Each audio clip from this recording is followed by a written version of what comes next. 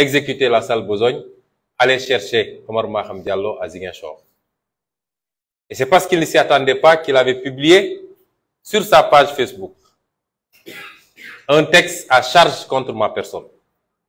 Un texte qui a été écrit par un militant de la l'APR qui vit, je crois, en France, qui passe tout son temps à dire du mal de moi et qui se trouverait être son beau-frère. Et un juge astreint à un certain nombre d'obligations, particulièrement dans un dossier en cours en justice, ce juge-là s'est permis de publier sur sa page Facebook un texte à charge qui me condamnait et qui m'envoyait même directement en prison. Pensez-vous qu'il soit normal 8 mois plus tard qu'on aille chercher ce même juge pour lui confier ce dossier? Et c'est pourquoi on ne pouvait rien attendre d'autre de Omar Maham Diallo.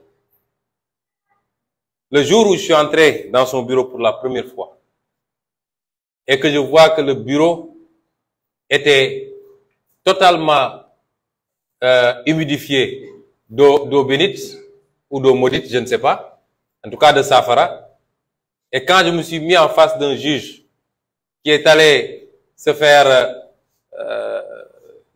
mettre des sparadraps et je ne sais quoi à la main, parce qu'on lui avait dit qu'il ne faut pas serrer la main à Sonko, et je n'étais pas venu pour lui serrer la main d'ailleurs, j'ai compris que ce monsieur était venu en mission commandée, qu'il ferait semblant d'instruire un dossier, mais que son ordonnance était déjà prise depuis très longtemps, et peut-être même écrite ailleurs. Je l'ai compris, et je l'ai dit immédiatement à mes avocats en disant que c'est une mascarade, mais ce monsieur a déjà pris son ordonnance. Il a pris son ordonnance pour continuer un projet que Macky Sall, son ministère de la Justice et son ministère de l'Intérieur sont en train d'appliquer depuis février 2021. Bien avant ça, vous avez tous vu qu'ils ont commencé sous prétexte de faire des travaux au tribunal à mettre des barrières électriques autour de tout le tribunal pour préparer un procès alors que le juge d'instruction était en train d'instruire. Vous ne mettez pas des barrières électrifiées à Rebeuss ou je ne sais où, vous en mettez au tribunal parce que vous pensez qu'il vous faut forcer un procès et que ce serait un procès à risque. L'attitude de ce juge est déplorable et n'honore pas la magistrature. Ce juge a voulu passer sous silence tous les éléments à décharge dans ce dossier, alors qu'il n'y a pas un seul élément à charge. On n'a jamais vu un dossier de ce genre dans l'histoire judiciaire du monde, je dis. Un dossier qui se présente comme ça et qu'un juge d'instruction ose renvoyer. Il n'a même pas osé suivre la procédure. C'est par mail qu'il a envoyé aux avocats pour leur dire que je renvoie. C'est extrêmement grave. Comment est-ce qu'un juge peut mettre à l'écart le rapport interne de la gendarmerie? La gendarmerie, c'est un corps d'élite. Et c'est la gendarmerie qui a fait l'enquête préalable, l'enquête préliminaire. Quand le problème s'est posé et qu'il y a eu le cas Capitaine Touré, le général Tin, en bon soldat, a dit la gendarmerie par essence, ce qui le caractérise, c'est l'honneur. Et cette affaire risque d'éclabousser l'honneur de la gendarmerie. Nous allons mettre en place une commission d'enquête qui va édifier sur la responsabilité des uns et des autres, et particulièrement le capitaine Touré qui avait conduit l'enquête. Ce rapport sera public très bientôt, rassurez-vous. Il nous a été demandé partout. Depuis quelque temps, beaucoup d'organismes internationaux nous ont demandé les éléments du dossier, mais les avocats sont en train de leur retransmettre tous les éléments. Mais le peuple sénégalais aura tous ces éléments parce que nous avons l'intégralité du dossier. Et ce rapport, je l'ai moi-même, main à main, remis à M. Omar Maham Diallo. Un rapport qui dit que M. Bassirou Gueye a délibérément compromis le rapport initial dressé par le capitaine Touré pour y mettre des éléments à charge. Il est allé jusqu'à y mettre des photos obscènes qui n'avaient rien à voir avec le rapport initial. mais il ajoutait également des passages, il retranchait des passages qui me déchargeaient.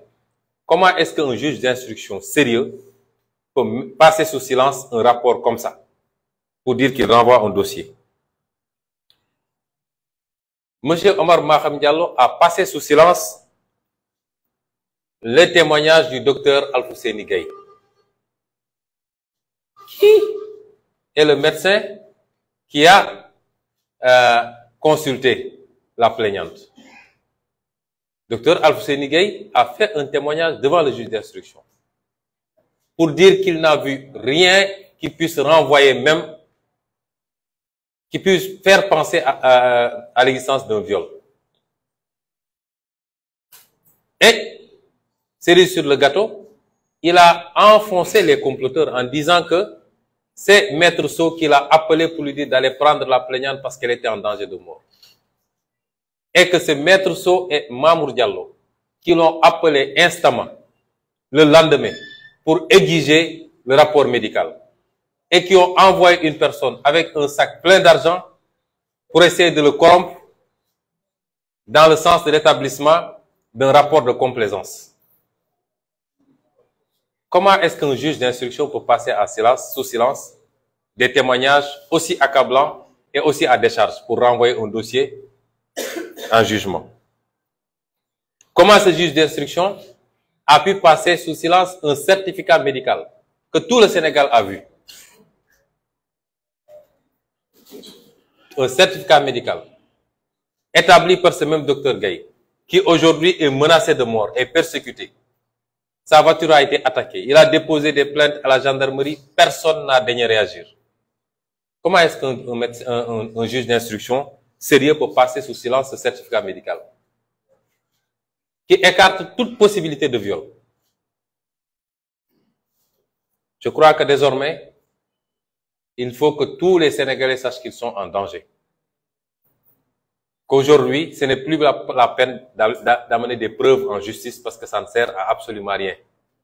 Dès que la commande politique tombe, toute preuve que vous amènerez sera écartée et votre accusateur n'aura pas besoin d'amener des preuves dès lors que Macky Sall dit que ma volonté, c'est que vous fassiez ceci.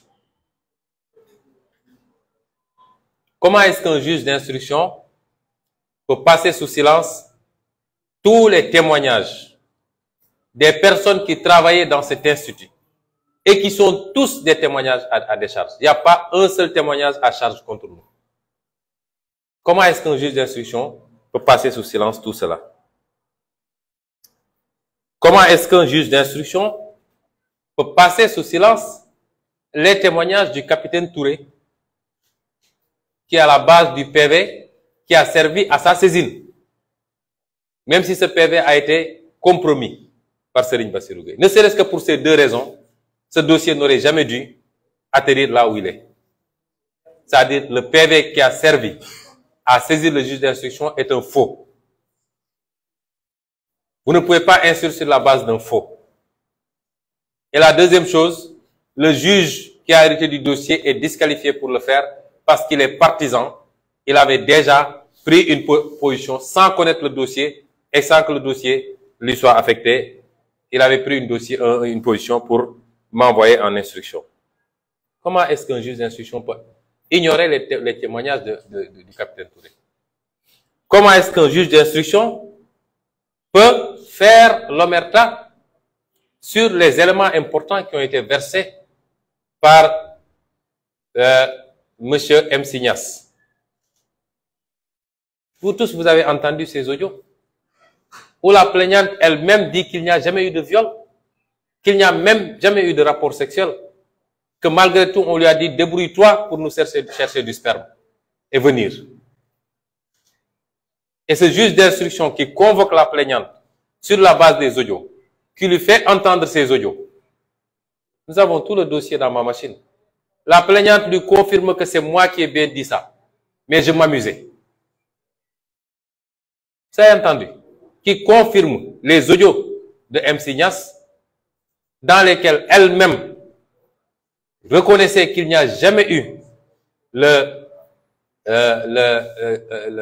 motif qu'elle me collait, Comment est-ce qu'un juge d'instruction peut ignorer tout ça? Tout ça pour revenir renvoyer un dossier.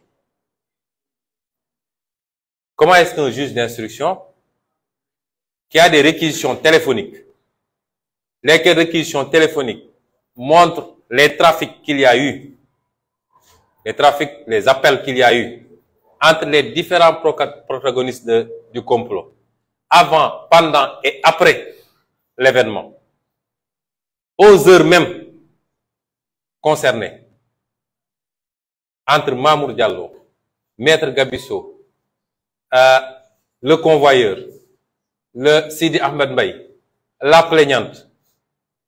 Comment est-ce que un juge peut avoir tous ces éléments-là et renvoyer ce dossier en procès? Il n'a même pas instruit. Tous les éléments seront rendus publics. Quand vous lirez l'audition de Mamour Diallo, c'est ridicule. Vous convoquez une personne qui a été citée dans un dossier avec des audios, avec des réquisitions téléphoniques. Vous laissez la personne dire ce qu'elle veut, elle dit non, je n'ai rien à dire, mais s'il y a une plainte contre moi, là je viens de répondre, mais mes avocats m'ont dit de ne pas répondre. Vous la faites signer et elle part.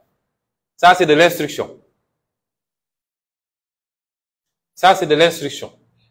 Même pas des questions de relance sur les différents éléments qui chargeaient cette personne par rapport à sa participation dans un complot.